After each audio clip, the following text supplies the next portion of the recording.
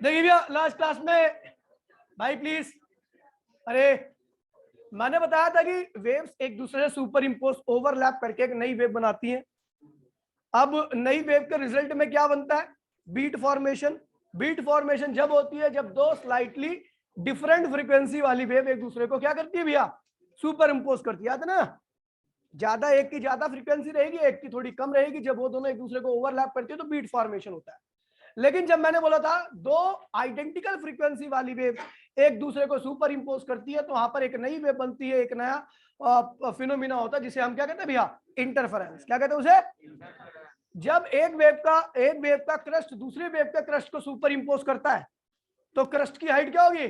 और बढ़ जाती है। और ट्रफ की हाइट भी क्या होती है? और बढ़ जाती है। जो नया क्रस्ट होता है जो नया क्रस्ट होता है वो दोनों के क्रस्ट के सम के क्या होता है भैया? बराबर होता है। मतलब एम्पलीट्यूड, जो नई वेव की एम्पलीट्यूड होती है दोनों के सम के। ऐसा इसे कंस्ट्रक्टिव इंटरफेरेंस कहते हैं।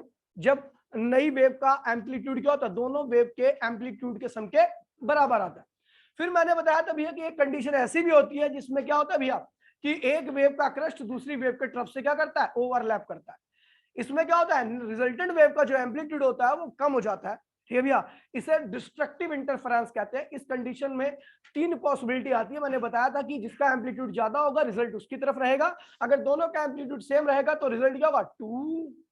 याद है? खत्म हो जाता था। उसके बाद मैंने बताया था भैया इंटरफेरेंस होने के लिए सोर्सेस का कोहेरेंट होना जरूरी है। कोहेरेंट याद है ना क्या होते हैं? ऐसे सोर्स जिनकी फ्रीक्वेंसी क्या हो भैया? आइडेंटिकल हो। फ्रीक्वेंसी या एंगुलर फ्रीक्वेंसी आइडेंटिकल हो, ऐसी एम्पलीट्यूड बराबर हो या ना हो इससे कोई फर्क नहीं पड़ता। ठीक है भैया? और उनके बीच में फेज डिफरेंस हमेशा क्या रहे भैया? कांस्टेंट रहे। तो ऐसी वेव का सुपर इंपोजिशन के बाद क्या होता है भैया? इंटरफेरेंस होता है। और अगर दो वेव्स एक दूसरे से डिफरेंट फ्रीक्वेंसी वाली है तो वहां पर बीट फॉर्मेशन होगा उनके सुपर इंपोजिशन के बाद। ठीक है? फिर मैंने बताया था भैया आपको कि हाँ इंटरफेरेंस क्या होता है। तो मैंने बताया था इंटरफेरेंस लाइट एनर्जी का रीडिस्ट्रीब्यूशन होता है। मतलब कि कहीं पे लाइट एनर्जी बढ़ जाती है, मतलब इंटरफेरेंस होने से पहले नॉर्मल लाइट होती है, लेकिन जब इंटरफेरेंस हो जाता है तो आप देखोगे इंटरफेरेंस के बाद कहीं पे लाइट क्या होती है? बढ़ जाएगी, कहीं पे लाइट क्या होगी? घट जाएगी। जहां पर लाइट बढ़ती है वहां पर कहते हैं कंस्ट्रक्टिव, और जहां पर लाइट की वैल्यू घट जाती है, इंटेंसिटी घट जाती है, तो उसे कहते हैं डिस्ट्रक्टिव। ठीक है भैया? तो अभी मैं यहाँ पे कराने जा रहा हूँ एक छोटी सी कैलकुलेशन, और बहुत ज्यादा इंपोर्टेंट कैलकुलेशन है। ठीक है भैया? ध्यान रखना। ठीक है भैया? आसान है। मैं आपको पहले रफ बता रहा हूँ, रफली, कि अगर आपको याद है कि दो हार्मोनिक वेव अगर एक दूसरे से जुड़ती हैं तो जो रिजल्टेंट वेव आएगी वो भी क्या होगी? हार्मोनिक। हार्मोनिक याद है ना? जिसको सिंगल साइन या कोसाइन की टर्म में लिखा जा सके। ऐसी वेव जिसको सिंगल साइन या कोसाइन की टर्म में लिखा जा सकता है, ऐसी वेव को हम हार्मोनिक कहते हैं। क्या क्या कहते हैं? याद है? 11th क्लास में थोड़ा बहुत याद होगा। तो हार्मोनिक फंक्शन कहते हैं जिसको सिंगल साइन या कोसाइन की टर्म में लिखा जा सके, ऐसे फंक्शन को हम क्या कहते हैं भैया? हार्मोनिक फंक्शन कहते हैं। तो हमने क्या किया भैया? इंटरफेरेंस कराना है। पता है इंटरफेरेंस के लिए कोहेरेंट सोर्स होना चाहिए। कोहेरेंट सोर्स के लिए कंडीशन आपको बता दी थी मैंने, फ्रीक्वेंसी दोनों क्या होनी चाहिए? सेम, और फेज डिफरेंस क्या होना चाहिए? हमेशा कांस्टेंट। ठीक है भैया? तो अब देखिए भैया, मान लीजिए पहली वेव है, कैलकुलेशन कर रहा हूं, ध्यान दीजिए, आसान है। ठीक है? और जिस तरीके से मैं कर रहा हूं उस तरीके को कहते हैं भैया एक रिडक्शन मेथड। किसी चीज को, बड़ी चीज को रिड्यूस कर देना। अगर आपको याद होगा तो 11th क्लास में एक क्वेश्चन था, मैं उस क्वेश्चन को यहाँ पे रिपीट कर रहा हूँ कि y इक्वल्स टू में sine theta plus cos theta. ये शो करो कि ये जो फंक्शन है ये सिंपल हार्मोनिक है। क्या है? अब सिंपल हार्मोनिक की डेफिनेशन अपने को पता है कि ऐसा फंक्शन जिसको सिंगल साइन या सिंगल कॉस की टर्म में लिखा जा सके। लेकिन यहाँ पर ये ना तो सिंगल साइन में ना सिंगल कॉस में है, इसमें दोनों है। तो इसको हम रिड्यूस करेंगे। क्या करेंगे? करना क्या पड़ता था? y इक्वल्स टू में अंडर रूट 2 से मल्टीप्लाई करते थे और अंडर रूट 2 से डिवाइड करते। कर सकते हैं ना भाई? cos थीटा है ना? तो y इक्वल्स टू में अंडर इसकी मल्टीप्लाई इसमें और इसमें दोनों में कर देंगे अंडर रूट 2। तो क्या होगा? 1 बाय में अंडर रूट 2 साइन थीटा और 1 बाय में अंडर रूट 2 cos थीटा। याद है? अब देखिए भैया, y इक्वल्स टू में एक फॉर्मूला होता है, जिसके पास मैथ्स नहीं हो ध्यान दीजिए, a plus B, sine a plus B या a माइनस बी का एक फॉर्मूला होता है। यहाँ पर माइनस भी लग जाए फिर भी आपको ऐसे ही करना है। ठीक है? क्या होता है भैया? Sine a cos B minus या प्लस, प्लस होगा तो प्लस लगाना, माइनस होगा तो साइन बी कॉस ए। ये फॉर्मूला होता है, जिसके पास मैथ्स नहीं है उसे ध्यान रखिए। ठीक है भैया? अभी अपने को पता ही अंडर रूट 2 तो ही, यहाँ पर साइन है लेकिन क्या नहीं है, कॉस नहीं है, और यहाँ पर कॉस है लेकिन यहाँ पर साइन नहीं है। तो भैया देखिए इसको हम लिख देते हैं, एक काम करते हैं, और एक बात ध्यान में ना, यहाँ पर जो इसका एंगल होगा वही बाद में कॉस का एंगल होगा, और जो साइन कॉस का एंगल होगा वो क्या होगा बाद में, साइन का एंगल होगा, यही दिखना, ठीक है भैया। तो इसको हमने क्या कर दिया, यहाँ पे साइन है 1/√2 जो वैल्यू होती है, यहाँ पर कॉस नहीं है तो कॉस की 1/√2 जो वैल्यू होती है कॉस 45 पे होती है, क्या होती है, या π/4 लिख सकते हो, π/4 लिख दो कोई दिक्कत नहीं है, ठीक है, π/4, और ये साइन थीटा हो गया, ठीक है, प्लस ये क्या है भैया, देखिए कॉस है लेकिन साइन नहीं है, और अपने को पता है भैया वही एंगल होना चाहिए जो कॉस के साथ बिल्कुल सेम वही एंगल होता है, साइन π/4 या 45 पे भी साइन की वैल्यू क्या होती है 1/√2 ही होती है, ठीक है, π/4 लिख दिया, कॉस थीटा। अब देखिए भैया क्या बन गया, कॉस बी साइन ए साइन बी कॉस, कोई दिक्कत तो नहीं है, बन गया फॉर्मूला, y = कॉस नहीं साइन π/4 प्लस थीटा। अब इसको हमने क्या लिख दिया, सिंगल साइन के टर्म में, सिंगल, तो इसका मतलब ये क्या है, हार्मोनिक है, क्या है ये, हार्मोनिक है, क्योंकि ये अभी यहाँ पे नहीं बता सकते हम हार्मोनिक है, लेकिन अगर हमने इसको ऐसे लिख दिया तो ये हार्मोनिक बन गया। अब इसमें हार्मोनिक में मैंने दो चीजें एज्यूम कर रखी है, ठीक है भैया, पहली क्या है, सॉरी एक चीज एज्यूम कर रखी है, थीटा, थीटा मेरे लिए एक अननोन चीज है, क्या है, अब इस थीटा की वैल्यू मुझे निकालनी पड़ेगी अलग से, ठीक है, जिस थीटा को मैंने एज्यूम किया, खैर वैसे तो थीटा जो मैंने एज्यूम किया उसको निकालने का अलग प्रोसेस है, ठीक है, अभी यहाँ पर नहीं सीख रहे, अभी आपको ऐसे ही करना है, मतलब अगर आप दो सिंपल हार्मोनिक वेव को ले रहे हो तो रिजल्ट भी क्या आएगा, हार्मोनिक आएगा, उसको प्रूफ करने के लिए आपको उसको रिड्यूस करना पड़ेगा सिंगल साइन या सिंगल कॉस की टर्म में यार। अब एक नंबर,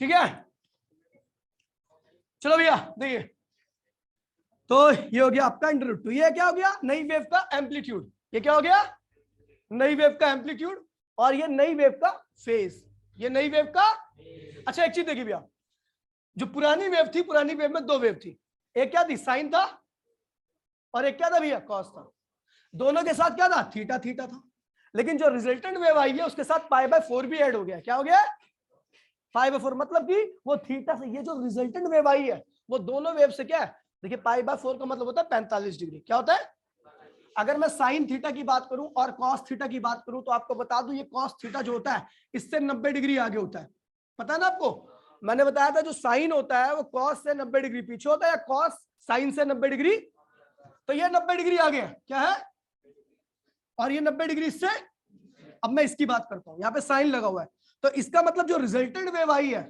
वो साइन से क्या है भैया, π/4 आगे है, और कॉस से ये वाली क्या है, पीछे, ऐसे, अभी खैर इतना ज्यादा नहीं है, रिड्यूस करना आ गया आपको, ठीक है, तो इस तरीके से आपको रिड्यूस करना है, ठीक है भैया, अब मैं वही कैलकुलेशन करने जा रहा हूं लेकिन थोड़ा अलग तरीके से, इसमें आपको बहुत सारी चीजें निकालनी पड़ेंगी, ठीक है भैया, तो सुपर पोजिशन इंटरफेरेंस करने आ रहे, कहां गए साले, इतना अनादर, देखिए अभी अपने को पास दो वेव है, पहली वेव ये रही, वेव नंबर फर्स्ट, और ये दूसरी वेव क्या है भैया, वेव नंबर सेकंड, और इन दोनों को जोड़ने पर क्या आएगा, वेव नंबर थर्ड। अच्छा ये वेव का एम्पलीट्यूड हमने क्या ले लिया, ए, और इस वेव का एम्पलीट्यूड क्या ले लिया, बी। अच्छा इस वेव की इक्वेशन बताइए क्या होगा, ए साइन ओमेगा टी, क्या होगा, थीटा के यहाँ पे आप ओमेगा टी यूज कर सकते हो, बता रखा है आपको मैंने। अच्छा ये वेव क्या होगी, बी साइन ओमेगा टी, बिल्कुल होगी, ठीक है भैया, लेकिन बुकों में जो एनसीईआरटी है उसमें एक एंगल और जोड़ दिया इसने, फाई, क्या जोड़ दिया, अब ये फाई की वैल्यू कुछ भी हो सकती है, ऐसा रैंडम है, कुछ भी है, 0 भी हो सकता है, 90 भी हो सकता है, अलग अलग है, ये फाई बता रहा है कि इसका एंगल और इसका एंगल दोनों में कुछ डिफरेंस है, और वो क्या है, फाई। अभी अगर 0 हो गया तो कोई डिफरेंस नहीं होगा, देखिए अगर फाई की वैल्यू 0 रख दी तो इसका भी एंगल क्या होगा, ओमेगा टी, इसका भी एंगल क्या होगा, ओमेगा टी, दोनों का एंगल क्या है, सेम है, कोई फिर डिफरेंस, अगर मान लीजिए फाई की वैल्यू π/4 है, क्या है, तो इसका ओमेगा टी है, इसका क्या ओमेगा टी प्लस π/4, तो दोनों के बीच में कितना डिफरेंस होगा, π/4 का, यानी इस बार फेज डिफरेंस है कुछ। ठीक है भैया, यहां पर अगर इसकी वैल्यू 90 हो गई, अरे कौन है भाई यार, सारी चौमिन नहीं बेच देगा क्या? बोल नहीं बुला मत, खाना वाना नहीं है, कहते भाई आगे चले जा।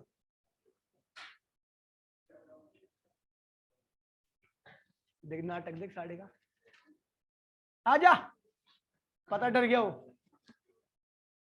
ठीक है, अब ये पहली वेव है, ये दूसरी वेव है। अब इन दोनों को जुड़ने पर क्या आएगी? ये रिजल्टेंट वेव है और ये किसके बराबर होगी? y1 प्लस, कोई दिक्कत तो नहीं है? चलो वाई आर निकालते हैं, ध्यान दीजिए, कॉपी मत कर ले, पहले समझ ले से। वाई आर क्या होगा? y1 की वैल्यू क्या बेटा? a साइन ओमेगा, बोलो हाँ। और y2 की वैल्यू क्या है भैया? फाई कुछ भी हो सकता है, रैंडम वैल्यू। फाई क्या है? Phase difference. फाई क्या है? फेज डिफरेंस इन बिटवीन किसका? y1 एंड y2, y2 के बीच का फेज डिफरेंस है। अब देखिए, y रिजल्टेंट वेव है, y आर मतलब रिजल्टेंट वेव, तो अब a साइन ओमेगा टी। ठीक है भाई जी, अब इसको लिख दिया प्लस, ये वैसे t है, ध्यान रखना भाई, टी, ठीक है, ध्यान रखना, ये प्लस है, ये b, और देखिए साइन a प्लस b का फॉर्मूला बन रहा है, तो क्या होगा? Sine omega T cos phi plus cos omega T sine phi. समझ में आई? तो वाई आर इक्वल्स में क्या हो जाएगा भैया? A sine omega T plus B की मल्टीप्लाई में करो तो क्या? B sine omega T cos phi, और इसके क्या होगा? B cos omega T sine phi. ठीक है, अभी हमें देखना भैया ये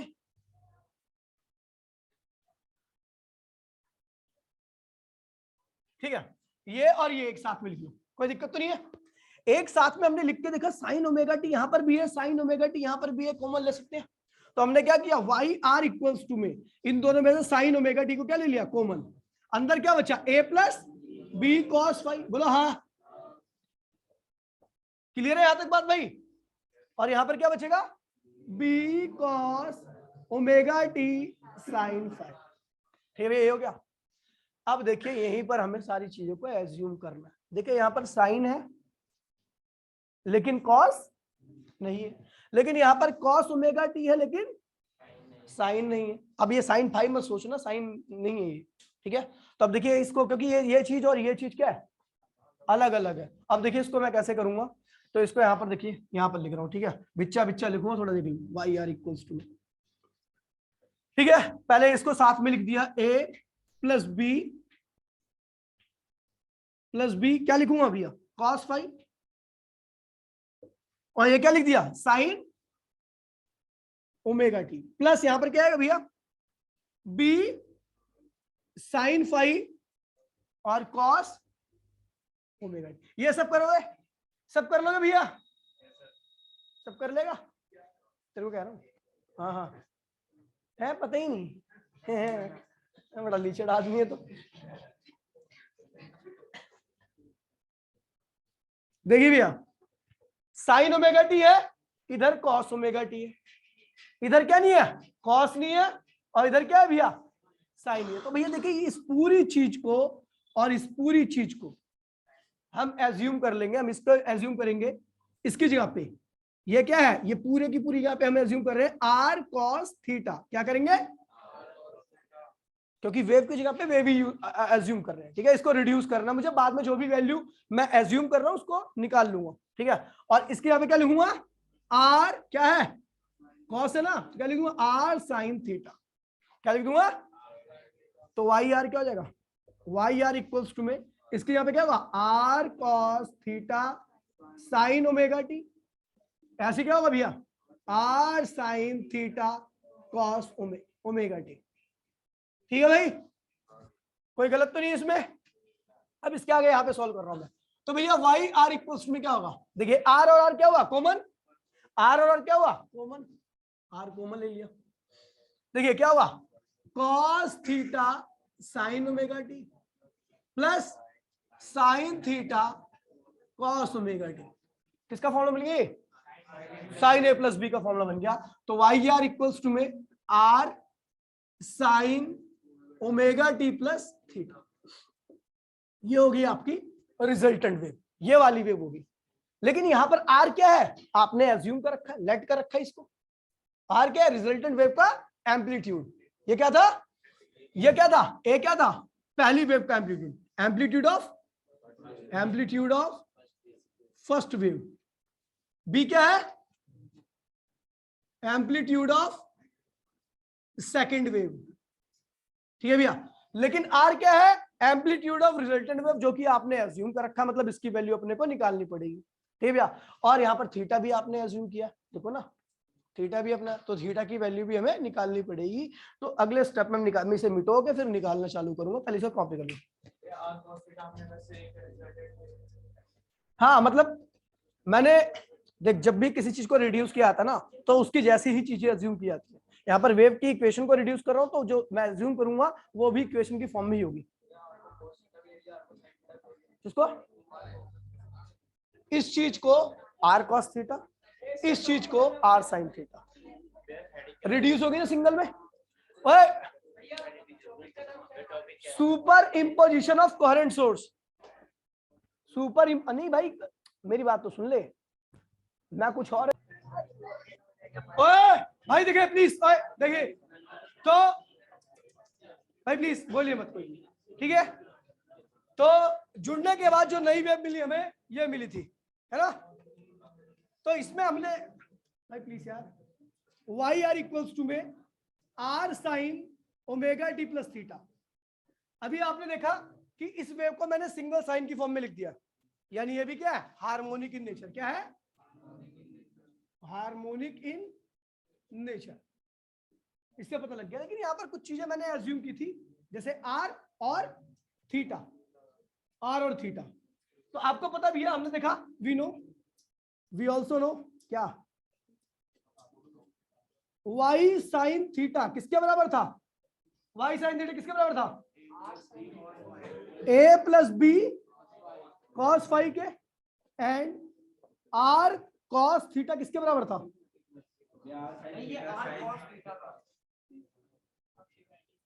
और आर साइन थीटा किसके बराबर था, बी साइन फाई के। अब देखिए, अब ये जो वैल्यू यहां पर आर है, यहां पर मैं लिखने जा रहा हूं पहले कैलकुलेशन ऑफ आर के लिए कैलकुलेट कर रहा हूं मैं, ठीक है भैया। पहले आर रिजल्टेंट वेव का एम्पलीट्यूड मैं कैलकुलेट करने जा रहा हूं, ठीक है। तो आर कैलकुलेट करने के लिए काम करते हैं भैया, ये इक्वेशन थी आपकी फर्स्ट और ये इक्वेशन थी आपकी सेकंड। करना क्या भैया, दोनों इक्वेशन में दोनों साइड में स्क्वायर करना और दोनों को ऐड कर देना, squaring and adding both equation. दोनों इक्वेशन को स्क्वायर करो और ऐड कर दो, तो ये क्या हो भैया, R square cos square theta, बोलो हाँ, और इसका स्क्वायर करो तो क्या होगा, R square sine square theta, बोलो हाँ। ऐसे इसका स्क्वायर करो तो ये ए हो गया और ये क्या हुआ, बी। ध्यान दीजिए भैया, ये ए हो गया, ये क्या हो गया, तो इसका स्क्वायर करो तो क्या हुआ, A square plus B square, बोलो तो इसका पूरे का square, B square cos square five plus 2a, और बी क्या है भैया, बी कॉस, ये हो गया भैया, इसका स्क्वायर कर दिया। अब इसका स्क्वायर करके जोड़ दूंगा इसमें, तो क्या होगा, बी स्क्वायर। किसी को दिक्कत तो नहीं है, मैंने क्या किया, इसका स्क्वायर किया, दोनों को ऐड कर दिया, लेफ्ट साइड को, इसका स्क्वायर किया तो ये आया, क्या हुआ, A square plus B square plus 2ab cos five आ गया पूरा, और इसका स्क्वायर करके ऐड कर दिया, लेफ्ट साइड वाले को लेफ्ट साइड का, राइट वाले को राइट साइड से। तो भैया देखिए, आर स्क्वायर क्या हो रहा है, कॉमन आ रहा है, आर स्क्वायर कॉमन लेने अंदर क्या हो जाए, cos square theta plus sign square theta, बराबर में क्या हो भैया, देखिए ये और ये, तो यहां से बी स्क्वायर कॉमन आ रहा है, तो लिख दीजिए ए स्क्वायर, तो ये रहा, बी स्क्वायर कॉमन ले लीजिए, अंदर क्या बचेगा भैया, cos square five plus sine square five, और पीछे क्या बचा था, 2ab cos फाइव, ये क्या हो गया 1, ये क्या हो गया, अब cos square theta plus sign square theta, cos square five plus sine square five, क्या होगा 1 हो गया। तो भैया इधर क्या हुआ, आर स्क्वायर, और इधर क्या बचेगा, ए स्क्वायर, इधर बी स्क्वायर, ये क्या हो गया 1, ये क्या हुआ 2ab cos 5। तो भैया आर की वैल्यू क्या होगी, a square plus B square plus 2ab cos 5। ये हो गया आपका रिजल्टेंट वेव का एम्पलीट्यूड। क्या आ गया भैया, रिजल्टेंट वेव का एम्पलीट्यूड। क्या आ गया आपका, अगर मैंने बोला, देखिए क्वेश्चन छोटा सा क्वेश्चन है, मैंने कहा भैया पहली वेव का एम्पलीट्यूड क्या है, पहली वेव का एम्पलीट्यूड है, फर्स्ट वेव का एम्पलीट्यूड है 2, और दूसरी वेव का एम्पलीट्यूड है भैया इसका 3 है, और इसका क्या है भैया 3, और इसका है 5। ठीक है, पहली वेव का एम्पलीट्यूड 3, दूसरी वेव का एम्पलीट्यूड, और इनके बीच में जो फेज है यानी फाई, जो फाई लिया था ना जोड़ते वक्त, उसकी वैल्यू क्या है 0 है। तो बताओ रिजल्टेंट वेव का एम्पलीट्यूड क्या होगा, तो क्या होगा भैया a स्क्वायर बी स्क्वायर, ये बी कर दो, इसको ए कर दो, a square B square plus 2ab cos 5। तो r क्या हो जाएगा भैया आपका, a की जगह पे क्या होगा 3 का स्क्वायर 9, b की जगह पे क्या होगा, इसे 4 कर दो, कैलकुलेशन चाहिए जाएगी 16, और क्या होगा भैया 2 3 4, और cos 0, cos 0 क्या होता है 1, cos 0 क्या होता है। तो भैया सॉल्व करोगे तो क्या आएगा, r इक्वल्स टू में 25 25 और क्या होगा 24, 25 24 49, यानी 7 आ गया आपका रिजल्टेंट वेव का एम्पलीट्यूड। ठीक है भैया, समझ गए। तो दो वेव दे रखी है, उनके बीच का फेज डिफरेंस दे रखा है, दो वेव का एम्पलीट्यूड दे रखा है, तो आप इस वाले फॉर्मूले से रिजल्टेंट वेव का एम्पलीट्यूड निकाल सकते हो। अब देखिए भैया, एक तो ये निकाल लिया, और एक अब ये निकालना है। क्या निकालना है, अब देखिए इक्वेशन नंबर फर्स्ट और ये इक्वेशन नंबर सेकंड, मैंने क्या किया, calculation of theta, calculation of theta, तो थीटा कैलकुलेट करने जा रहा हूं मैं। देखिए भैया, तो मैंने क्या किया, dividing second by, dividing second by first, second को फर्स्ट से डिवाइड कर दिया। देखिए सेकंड में क्या है r sin थीटा, और ये क्या भैया r cos थीटा, इस साइड में क्या है भैया r sin फाई, सॉरी b sin फाई, और इधर क्या है a plus B cos phi.